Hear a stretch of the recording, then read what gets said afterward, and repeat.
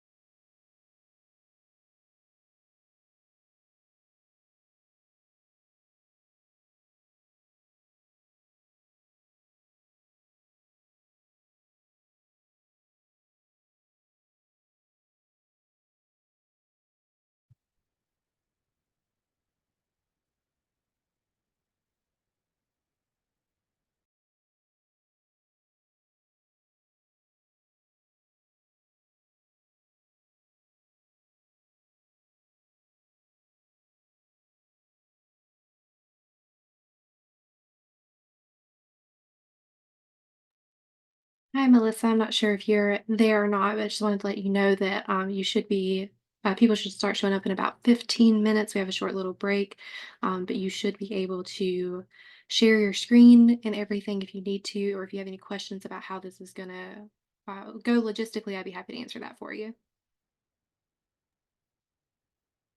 Hi, thank you. No, I think everything's going to be okay. So, I'll yeah. make sure I can share my screen here just to make sure that it works. I don't anticipate any problems, but I'll make sure that it works real quick here. Yes. I know it seems like, we've been using Zoom for like 4 years now, but still something always manages to, surprise us Of course. with this software. So always good to check. Of course. All right, let me make sure I can do it. All right, Zoom. Sure.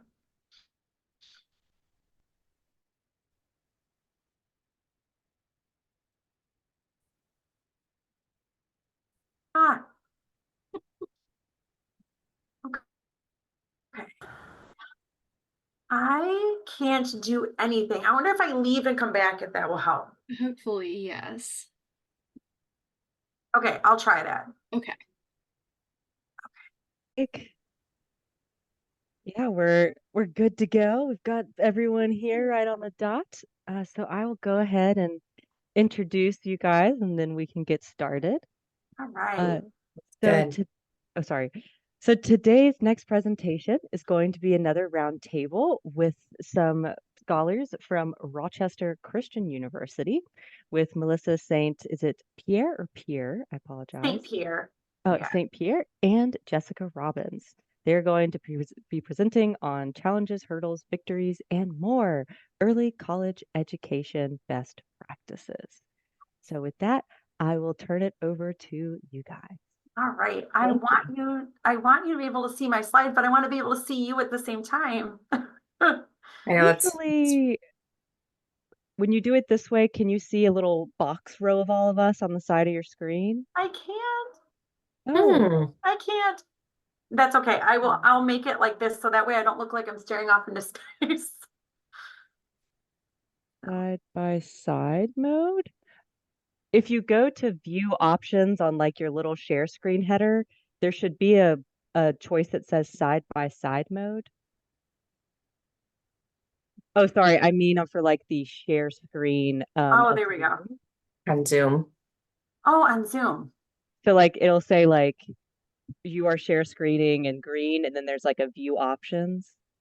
And if you click that view options, there's a side by side mode button that usually makes everyone show up on the right.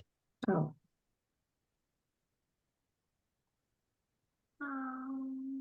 Oh, will that do it? I don't know. Let's see. Ah, no. Well, that's okay. Oh, I'll talk, but if I stare off into space, I'm actually looking at you. Just, I can't see you. yeah, I'm sorry about that. I know No, it it's feels okay. very strange presenting without seeing everyone. No, it's okay. It's all right. No, no worries. No worries. Okay. So hi and welcome. Thank you for coming to our roundtable this morning. Um, I'm Melissa St. Pierre. I teach English composition here at RCU. And so I've been here since the fall of 2021. And I noticed some really unique things about our early college students, just some interesting characteristics about them as a group. And my wonderful colleague Jessica Robbins is our early college coordinator. So we'll go ahead and get started talking about this really unique group of students and what they bring to the university. So um, our early college program, I'll sort of introduce this, and then I'll let Jessica talk about this for a bit because that is her area of expertise. But our early college program begins in our partner schools, and high school students as young as high school sophomores through seniors are able to enroll in and participate in the early college program. And it allows students to earn college credit in both an online environment. So students may take online courses and they may take face-to-face courses. They may take a blend of both. some students may take them on our campus here in Rochester, Michigan, and some may take them in their high school. So our faculty will go to their high school and teach there. And we are also part of the Michigan Transfer Agreement. So these courses will transfer to schools that they wish to attend after they graduate from high school. Mhm. So I'll let Jessica talk a little bit more about this, and then let me know if you need me when you need me to advance the slide. Okay. Hi, I'm Jessica Robbins. Like Melissa said, I'm director of early college. Before I came here, I taught in high school and was part of the early college program. As like, I'm not a counselor by trade, but that is what I operated as many of you know. So I was a teacher, but I've done early college for the last 7 years. And so I'm new to this role, this position on the college side, but it's been awesome because um, there's just a lot that I can do now that I couldn't do before, really, and on the flip side. So, but with that being said, I'll just add on like a little bit to this as far as the programs themselves. They do, when we say that it goes from sophomore to senior year, that means that they have a 5th year, they call it, or a 13th year. So the programs are a 5-year program.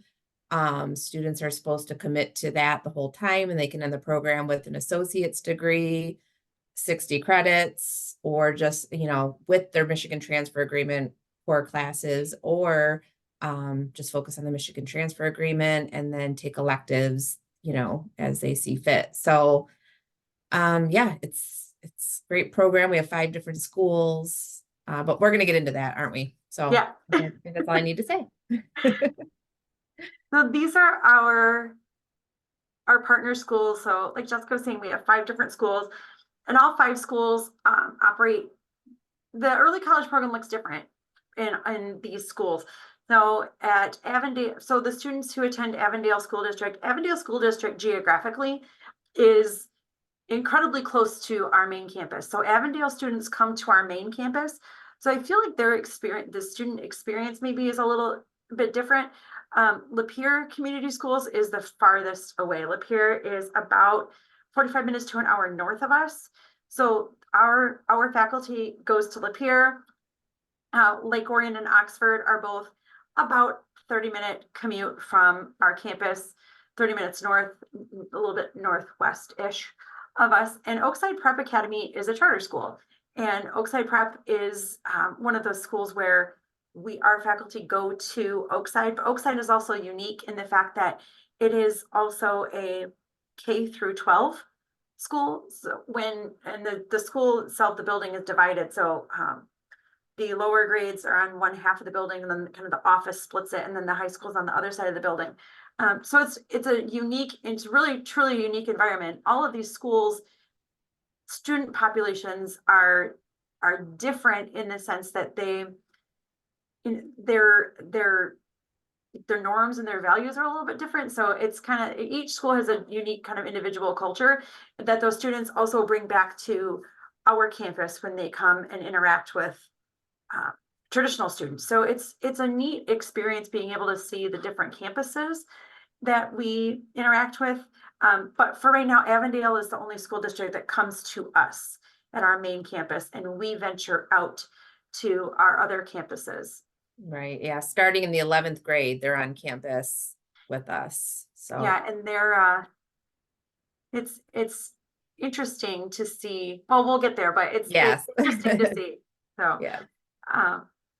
And then when we schedule, so it's if you're looking from an instructor side and you're looking to see what an early college class might be on campus. So our early college classes on the schedule are all identified as SE,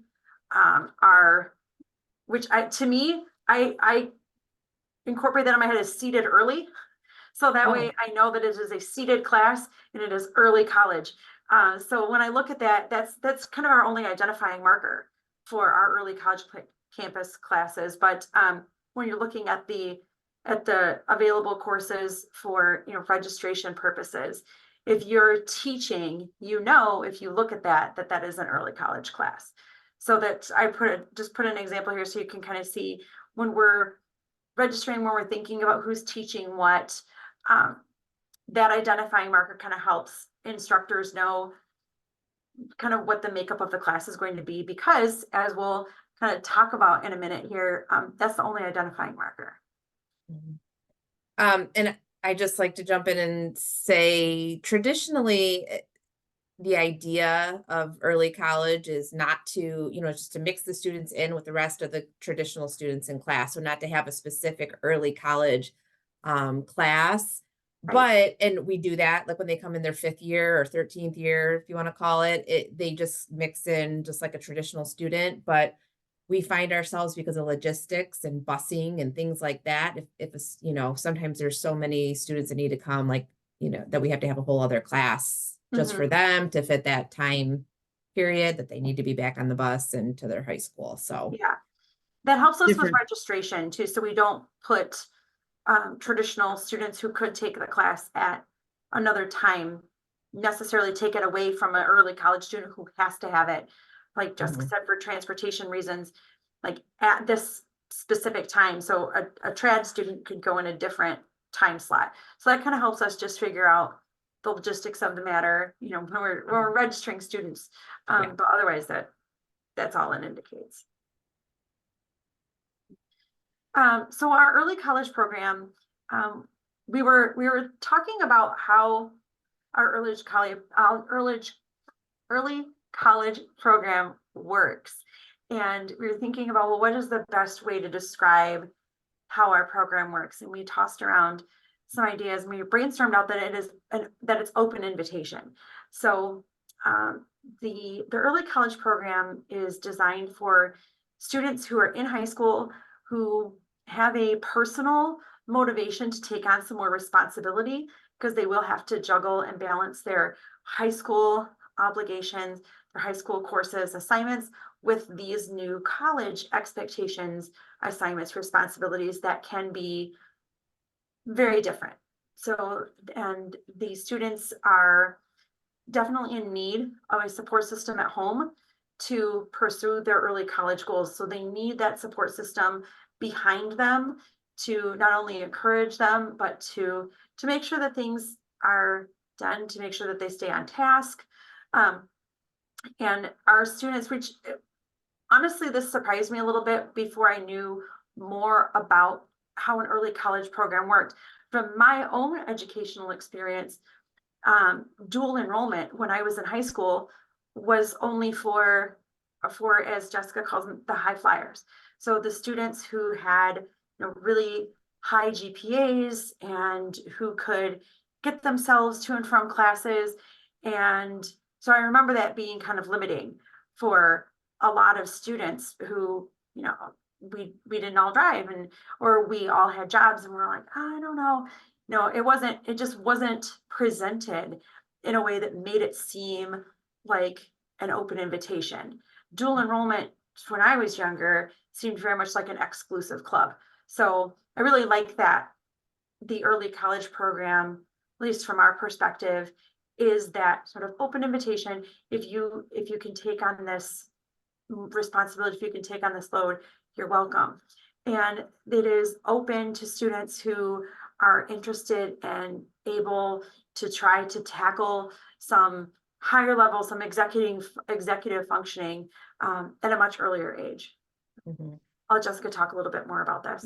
Yeah. So I think the difference here to really hone in on is it's different than just taking dual enrollment classes because of the supports. If you go through the process in the state of Michigan and get certified as one of these early colleges, then there's wraparound supports are a major part of it. So these students, anybody can come. I mean, the coolest thing to me when I started doing it was, I look at myself as someone that is I hate stereotyping. I hate this, I hate that, but I work in a high school. So you got all your cliques, you got all your different groups, your jocks, your burnouts, your this, your band kids, your whatever.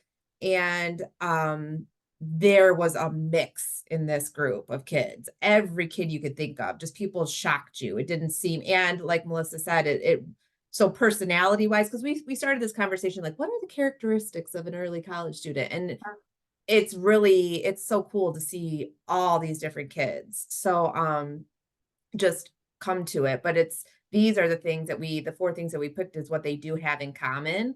Um, they do need these 4 things to be successful. We found that if 2 of these things are missing, then it's really in their benefit to give them that support of saying, hey, college isn't for you right now. It's not, like maybe it's just not time. Your college material, like don't, but just you got to work on some of these, we got to work on some of these other things. So it's not necessarily like we've had students that we took over the years with a lower GPA, but they had tons of support at home and they were so motivated and good at organizing, but their time, and they thrived, and I watched them grow over the 5 years. It was amazing. And then I've seen just the opposite, where if one of these things were missing, it's like they struggled a little bit, but they could do it, they could do it. So yep. So really, yeah, like Melissa said, open them. It's very inclusive, and really to the history of the early colleges, it was really created for first generation college students with the idea of having at the high school end, they should have a counselor, a mentor. Like that's what my role was a mentor teacher. So you have an extra person other than just your high school counselor that's looking out for you and helping you navigate college. So there's some schools, some high schools in Michigan that even their entire high school, believe it or not, is early college. It like blows my mind to think about it, because you only really need to finish the program with 15 credits. But in Michigan to be, to have that cert. But yeah, so it's just a whole different philosophy and mindset for education for high schoolers. Yeah, and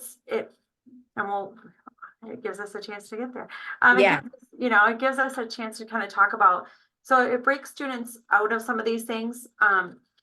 When we were talking about, some of the things that specifically early college students have to face that's slightly different than a traditional student or even a non-traditional student. So I have the benefit of being both. So right now I am technically a non-traditional graduate student, because I'm not doing the traditional graduate school path. I'm in grad school for the second time.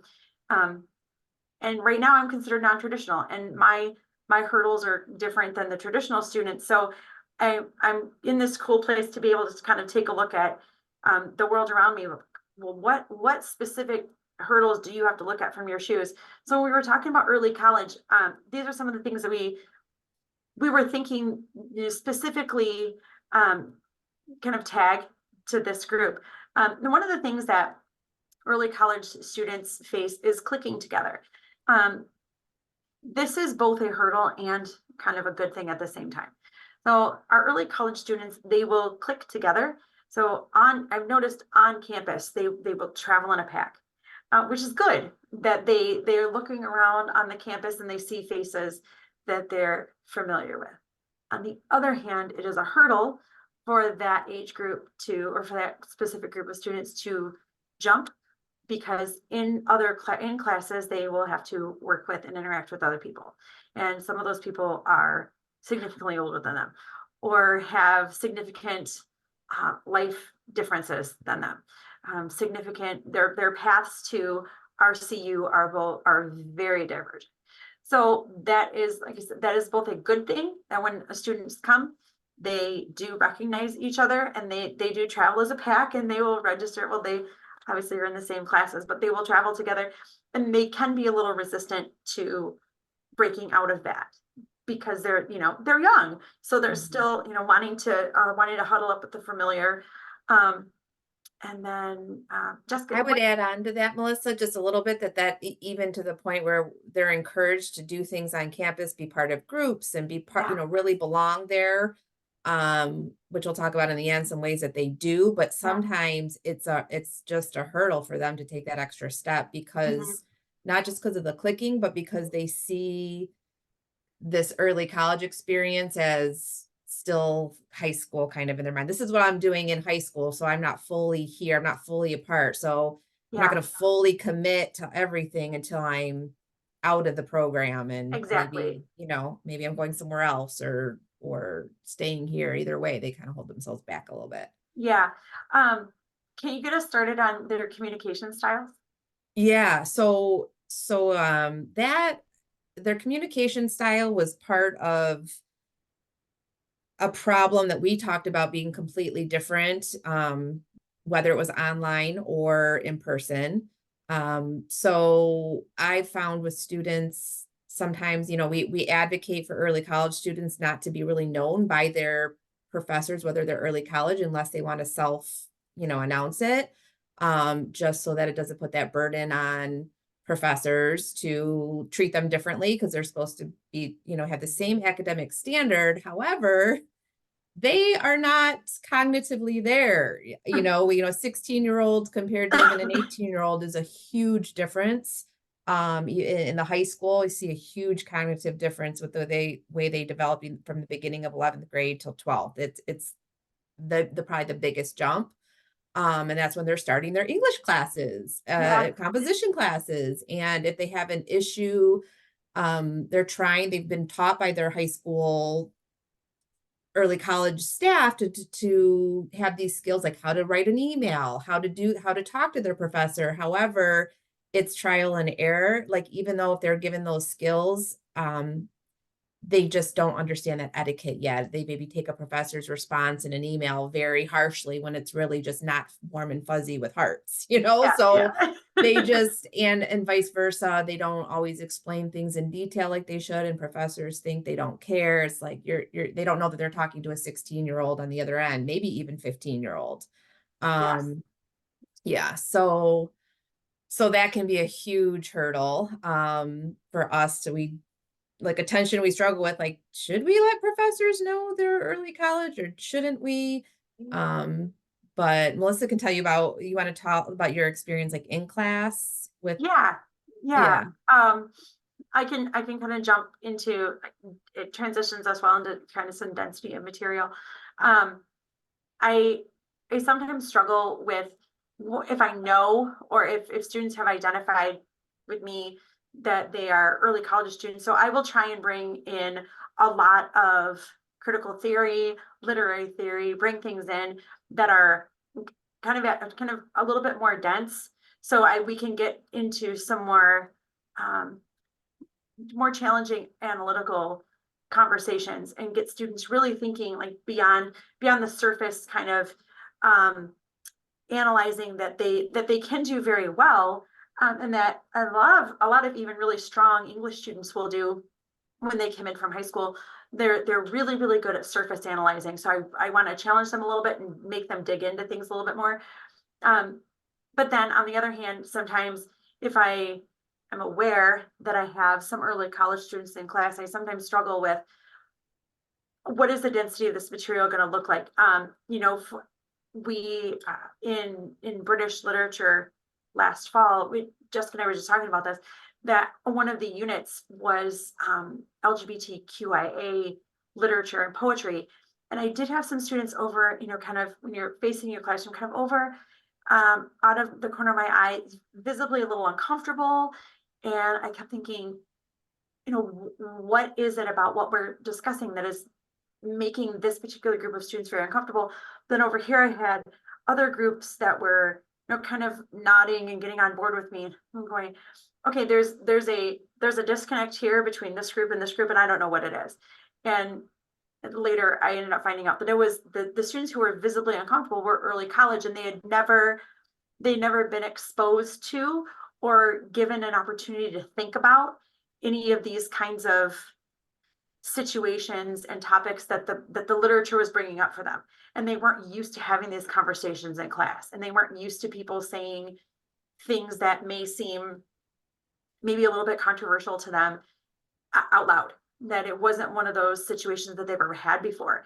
And of course they were only 15 or 16 years old.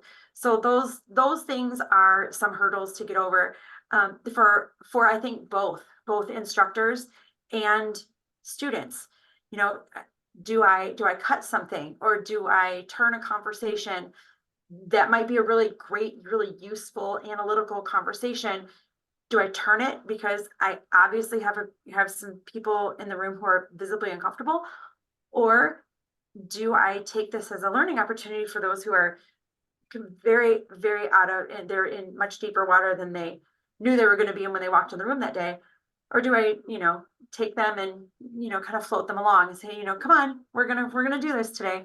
So I think that's a hurdle for both of us, which kind of reflects their maturity a little bit as well, that it almost forces some kind of maturity, in terms of just content in the classroom.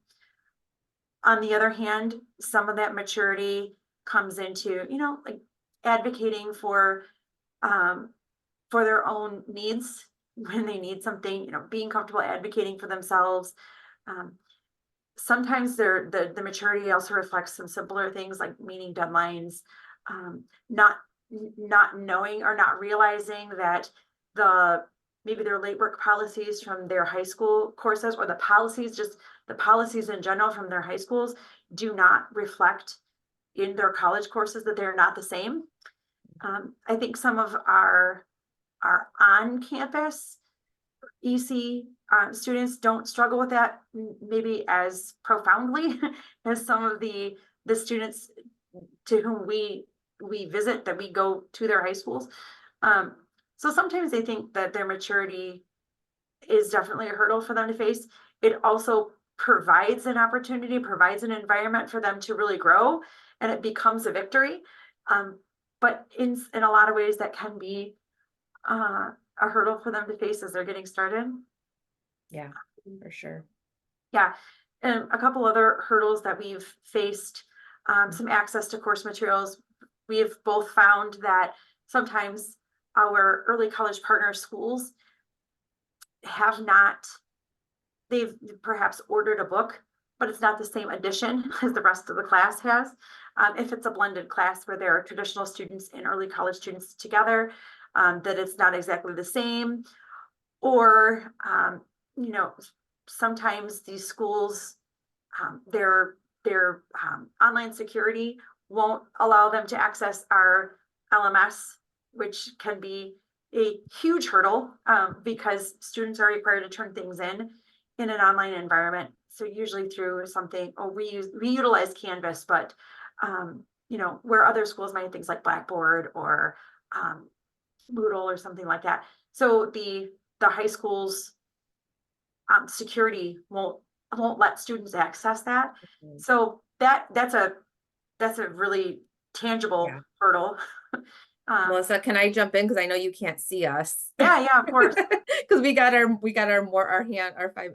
our warning. Oh, okay. All right.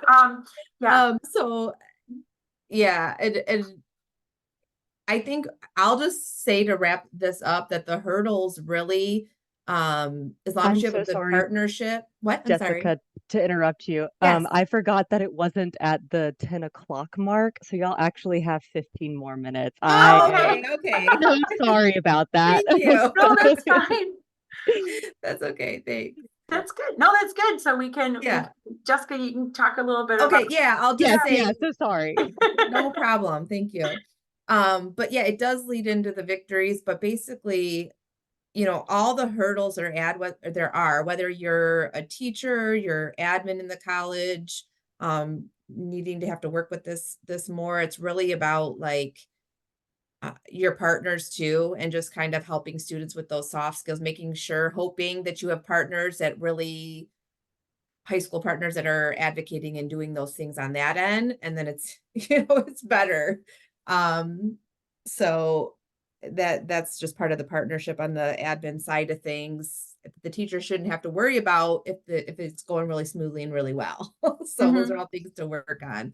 But some of the maturity stuff, like Melissa was saying, like that, we can't speed up their cognitive development, right? So we're putting them but we are putting them in situations where they have to face earlier, like how to feel uncomfortable. Yeah.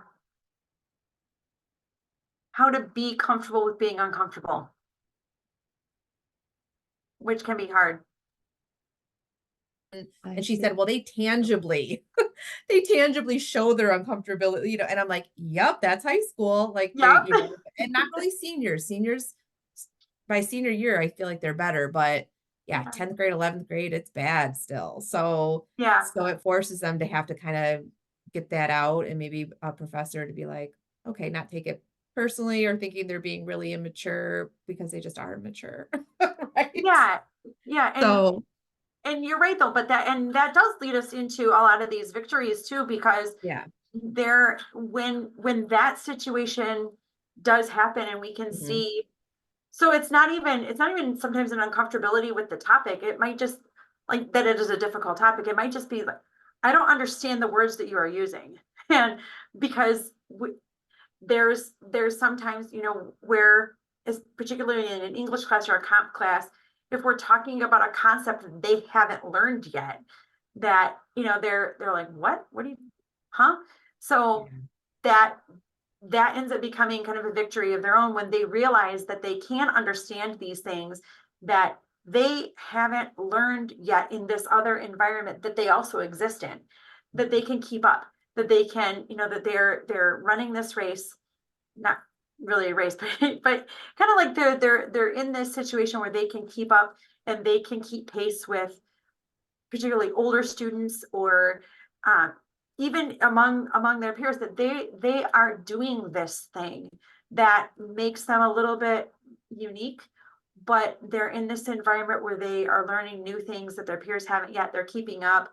um, and it does, I'm going to skip one and go right in kind of into light bulbs for a second, but it's it's great to see when those when those kind of invisible light bulbs over our students' heads, when they go off, and it's like tink, that they are engaging in something that they didn't think they could before, or they start, if they participate more in class, that they're, kind of real tentative to raise their hand, but when they do and they say something really smart, or they say something very insightful, or they ask a question, and their classmates, or us as instructors, when we engage with them, that I think that helps particularly this group of students who could so easily say, I'm intimidated by this, I'm scared by this, I don't want to do this, college is not for me, I don't belong here.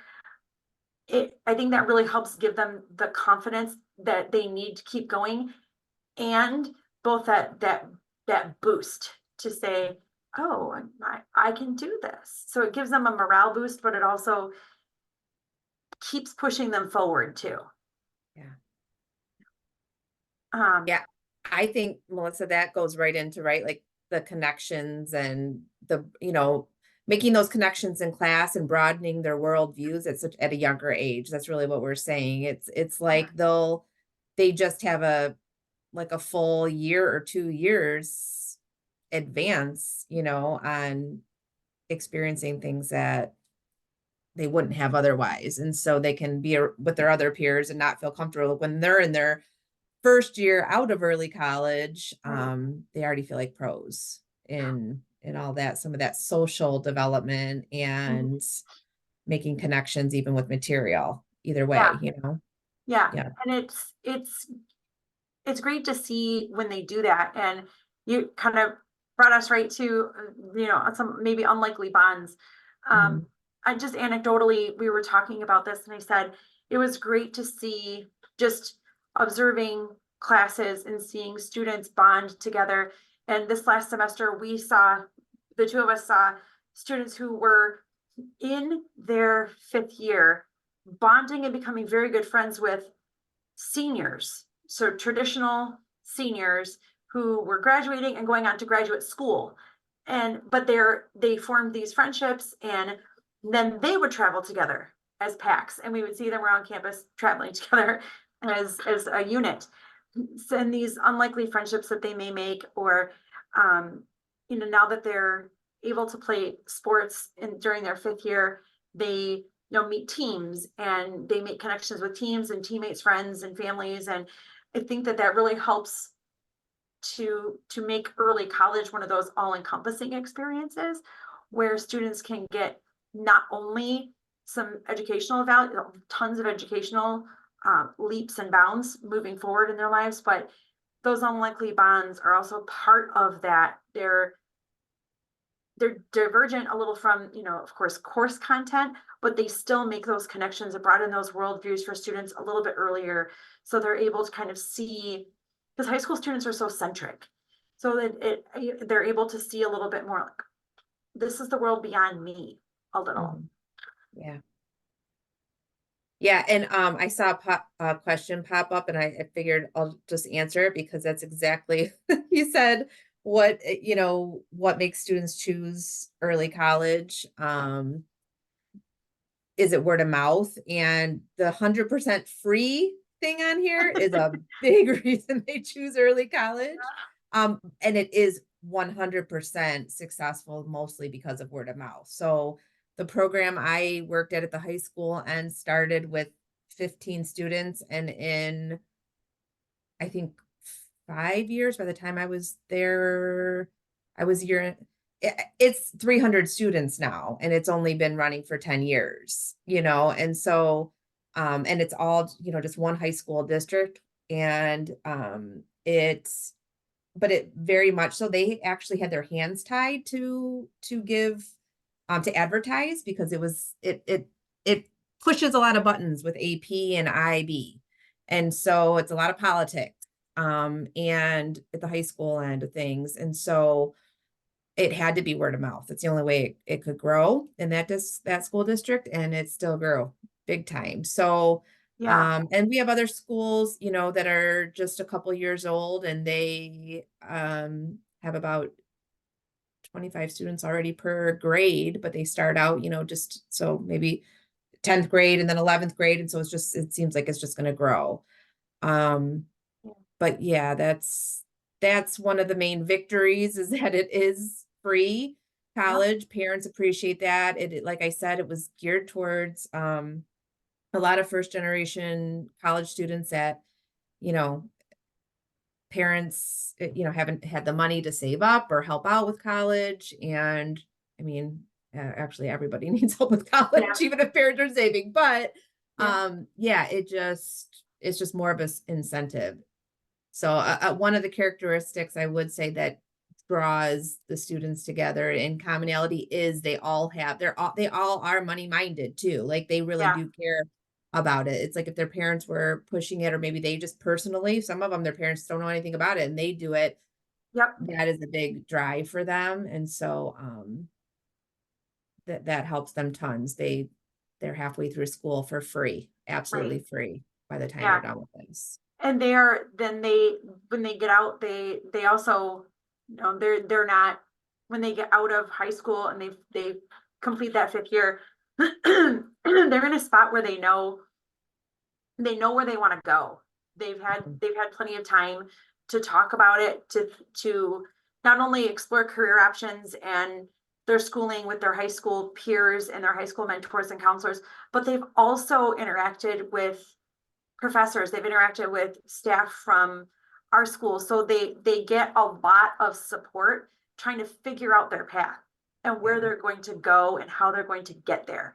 So when they get out, they're a little bit more confident and they can stand on their 2 feet a little bit more, rather than, your traditional high school senior gets out, they go to college, like, yeah, I know what I'm going to be, I know what I'm going to do, and they really don't. So I think early college students too have, because they do have so much interaction, and so much mentoring and support from both sides of the spectrum, that they do have some more confidence because they've been able to dig out those details a little bit longer than some of their peers. Yeah. So um, just for the sake of kind of some background knowledge, a lot of the experience that I have teaching early college courses comes from both Comp A and Comp B, some British literature courses and creative writing. And in all of these courses, one of the common themes is that my, anecdotally, of course, but my early college students really do tend to excel in these courses, perhaps because they're new material to them, looking at things from a fresh perspective, or things that they may have encountered in high school, but they're getting it from a different angle or adding on to some things. But having these courses and having these populations in these courses has enriched each of these courses in a very different way.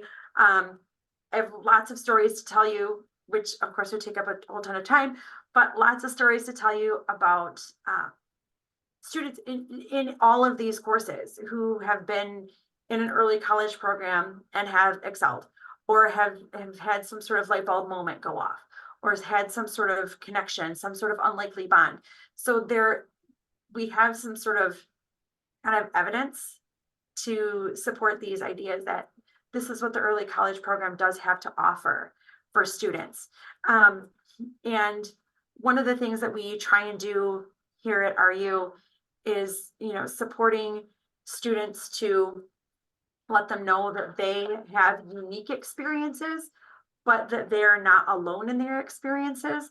So we thought that the best way to illustrate this for you is to introduce you to some of our early college students. So we have a couple testimonials from students who have completed our program. So I will let them tell you about their experience. And I believe these are particularly from their English and Yeah, we composition. asked them about their English experience at college. Hi, I'm Nick, and I believe that taking college level English courses at a young age was very beneficial to my future education as a college student currently. When I took these courses during high school, I learned valuable skills that I was able to use and implement in my college career that has led to great success in my courses. I was able to find evidence to back up worldwide arguments that we would discuss and debate in classes or just real world conversation. I was able to learn how to use online databases that are offered through many colleges, and I was given opportunities to explore different backgrounds and cultures through different literature pieces we'd read and research projects that we would have to do um, for essays. And finally, I was just prepared for the level of work expected in college and the hard timelines and extensive work that is sometimes required to be completed at a exceptional level in such a short period amount of time. Melissa, if we just do we just want to show a couple of them and not all of them? Yeah, we can. Yeah, I think it'd be nice to, I just want to add, like, Nick is an example of, he is a high flyer. He's going to be a doctor for sure one day. And he was very, like, he didn't really need early college for academic support, but I would say socially, he very struggled with anxiety. And so having that smaller knit and that support of just, you can tackle this, like, don't let things overwhelm you and shut you down because you're a perfectionist. It was awesome for him. The other guy in the corner, he's a great example of he's actually going to be, he got into the nursing program just recently at Rochester, so he'll be staying with us for his bachelor's next year.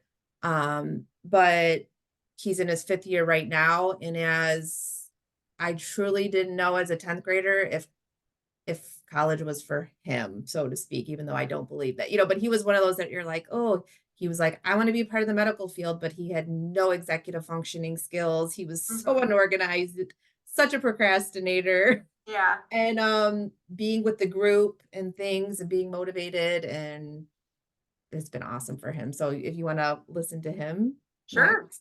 Yeah. Yeah. And then we can pause and take questions. Yeah. So college is a lot different than high school, obviously. And I think one of the coolest things about OSEC is it really helps you ease into that new reality. And like for me, especially when I first started OSEC, my studying habits and time management, like it was terrible. But I think starting off with just a few classes at a time and learning how to learn was one of the coolest things for me. I love that he said that, learning how I to know. learn. I know. That was great. So, okay, so we are free to take some questions. Yeah, and anyone feel free to unmute or, use a reaction or in the chat as well. I think you did already answer Cameron's question correct in the moment. Yes. I actually had a question for you guys. And y'all had briefly talked about how sometimes it's easier to just make a college level class for the high school students due to their classes. And I really appreciated this presentation because I was wondering how you both deal with what you can get, but also make it worthwhile. And that's one of those instances where, you're working with a high school schedule. Do y'all also adjust the curriculum at all in those classes, or do you still try to make it, like this is college level? Because personally, the problem we've been seeing right now is that students coming out of AP classes, like these still in high school English classes, aren't getting those first year writing instruction that they would be getting if they took it at college. Hmm. I'll advocate for that because on the high school end, and I mean, it was like brainwashed to the students. And I would say for all the early colleges in Michigan, that's like one of the main pillars. Your curriculum is normal college. Mhm. You are a college student and you are not going to be treated differently. So that's what goes Yeah. back to that tension between, we realize, well, they kind of do need to be treated differently sometimes as far as cognitive social abilities, Yeah. but not, and maybe some extra examples, extra support if a professor does know, but no, they can do it. And it's been amazing to see. The rigor needs to stay the same for them. Yeah, so our idea too behind that is if we maintain the curriculum across the board for particularly the composition courses, the literature courses may vary a little bit depending on who's teaching it. But by and large, the Comp A and Comp B that the early college students take, they're identical to the early college courses that are traditional seats only, or for an online environment, they are all the same. So it also keeps things like assessment a little bit smoother for us at the end of the semester. We can say what went well, what didn't, what do we need to revise, what do we need to do? Because we're not doing it for like, oh, this person did it this way, this person did it this way, this person did it this way. So we've been able to kind of maintain, and our Comp B curriculum is actually I think it's actually kind of difficult because we have it. So we were awarded a grant a couple of years ago to include Holocaust literature into our composition course. And it makes it really interesting, but it also gives us a lot of space to talk about things that are really culturally relevant. So we're able to bring things like propaganda, how does persuasion work? How do you see these things in real life? So it really gives us, and so it hauls those students in early college really into some definite leaps in their executive functioning. So we keep it all the same for lots of reasons, but those I think are the primary examples why we just keep it all the same and just tell the students, you can do this. And a lot of it is their support from us, from their families, from their high school counselors and mentors. So they can do it. They just have to have the right supports in place. Yeah. And from a big picture perspective, we don't want their transcript, they get a real college transcript when they leave. I mean, so we don't want early college to have a bad name. Oh, they took less, rigorous classes. No, like they have a regular, no, it doesn't, when they get their college transcript, it doesn't say early college. They have a college transcript. So as far as early college programs as a movement, they need to be, for them to have that legitimacy, and they need to be the same. Cameron, I just read your question in the chat. Does the home support make it less like college? One of the challenges of college is managing time on their own. I think for some, for our traditional students end up finding that home away from home. So they'll find the support, the kind of similar support systems through coaches, peers, the tutoring center.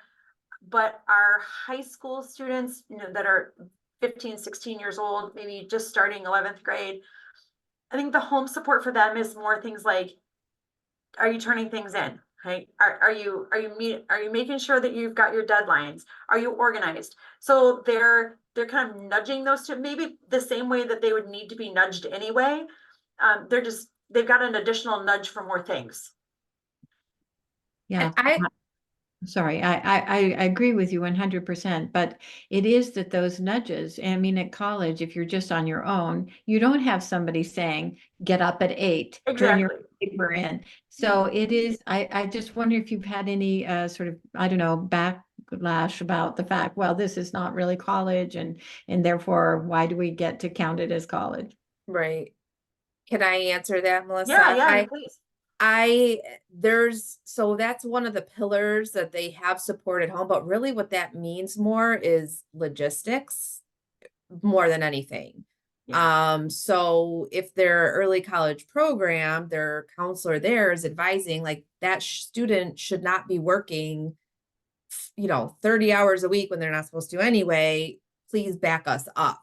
It's not, I mean, I really have not, it's very unique to find that helicopter parent that is doing that, because that is not the case. It's normal families, it's normal students. They're doing this on their own. They're not getting the nudges and reminders for the most part. I mean, there's a lot of them that come in and that is the pillar that's missing, but if they have the other three, they're good. So if any of them are missing, honestly, I think that one sometimes is.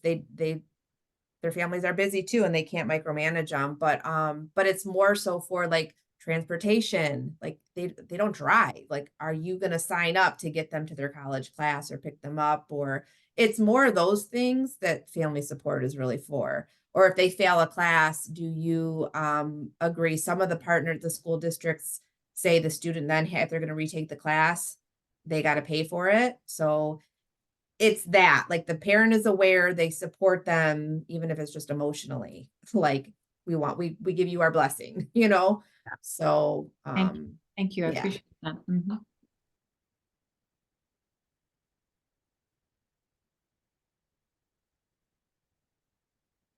Thought I'd wait to see if anyone else had a question because I have more questions.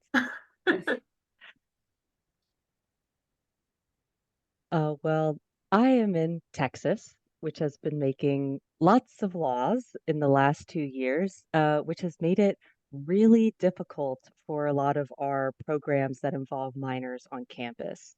Okay. The one we're currently dealing with is Google is integrating AI into more of its software, which we use. However, we have 17-year-old students on campus, and what do we do about the fact that they're not considered adults?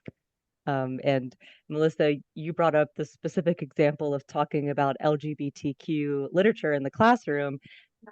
That would be a news report in Texas if we had high school students. So Oh I no. take it, Michigan, hopefully y'all are, the stereotype of the North. Y'all haven't had any of these laws kind of passing yet. But if y'all had any discussions about what you might have to do if something like that happens, where there are now laws that differentiate what a high schooler could learn in the classroom versus what a college student can. So our department has not had that conversation Mhm. Yet. We're tackling the AI issue, or trying to Yeah. tackle an AI issue. But we haven't talked necessarily about anything that we are not permitted to Mhm. put into a classroom. That conversation hasn't been a part of our reality yet, and I do hope that it is not a part of our Yeah. reality. Yeah. Because That's wonderful that it's not. I really hope so. yeah. So, So I wish I had some insight on that. I'm sure I have ideas, but they're probably right now they're probably half cooked. So I yeah, wish I yeah. wish I had something for you on that one. Um, That's fine. I empathize though, because that seems like such a horrible position to be in as an educator, to have to go like, this is such great material. And it's so good to dig into this, and then you can't. Yeah. Yeah. On that note, and I can answer, it goes right in, I can kind of add to that and hit Jeff's question. He said, do you speak or take calls or concerns or complaints from parents of early college students or do you treat the students like college students in that regard too? Both. Because I was actually, before this question even popped up, I was going to tell you, Macy, that an example of this issue, like even if they're not seeing issues in the classroom with material, um, there's like these FERPA laws. So, we're not supposed to report grades when a student, to parents, they can't call. Well, we have a form created that waives the right, like parent and student has to sign off to waive that because these students are underage. And so that is part of it. However, back to Jeff's question, the whole point of early college programs from the high school end is teaching these students, yes, while you have a little bit different, there's some different rules for you as far as that.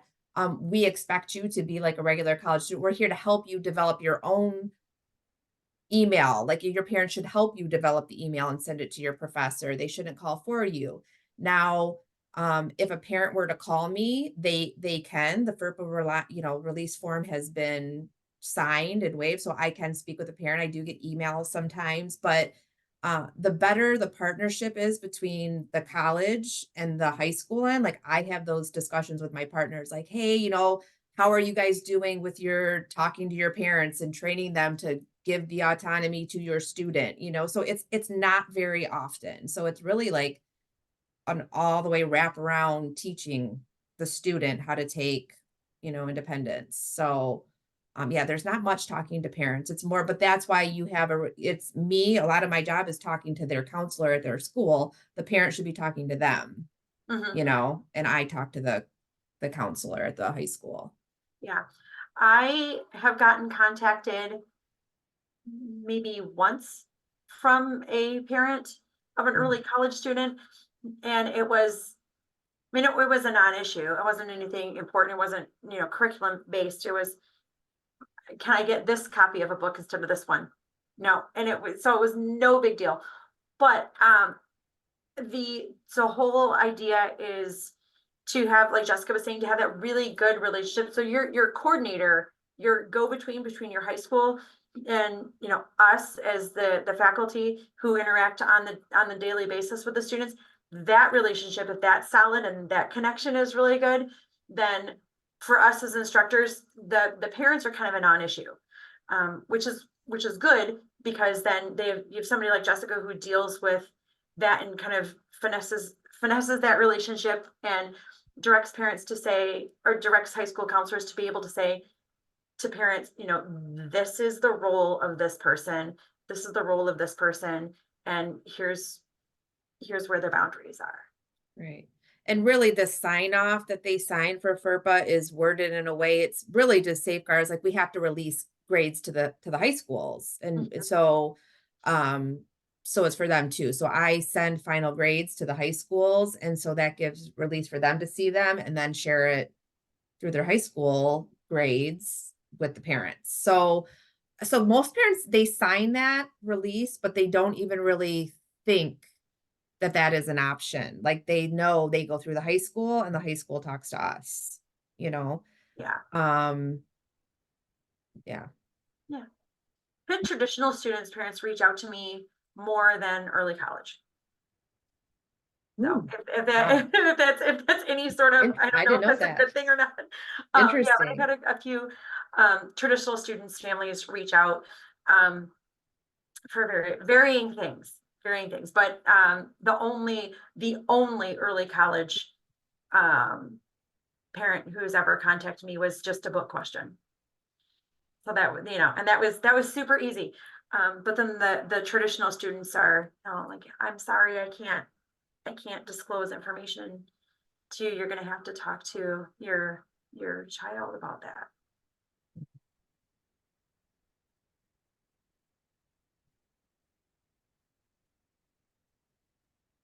Okay, well, it looks like we're here at the end of time. So sorry that I messed y'all up with the early 5-minute warning because y'all perfectly timed it out to No, end it's at fine. 45. I guess so. Yeah. No Um, problem.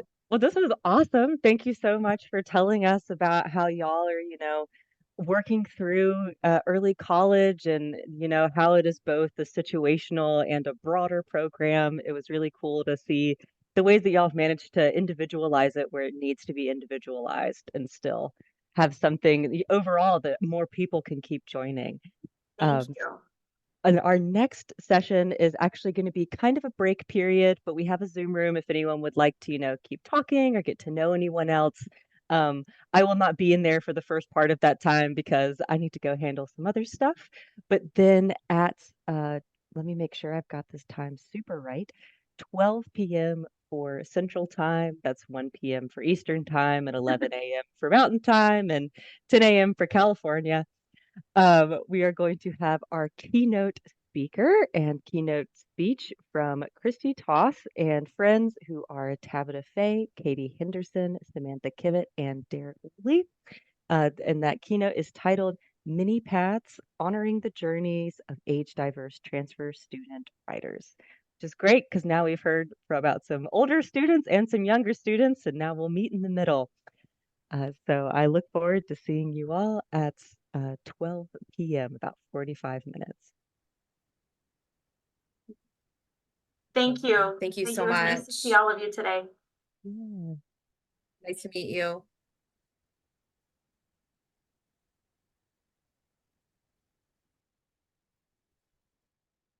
Okay, there we go.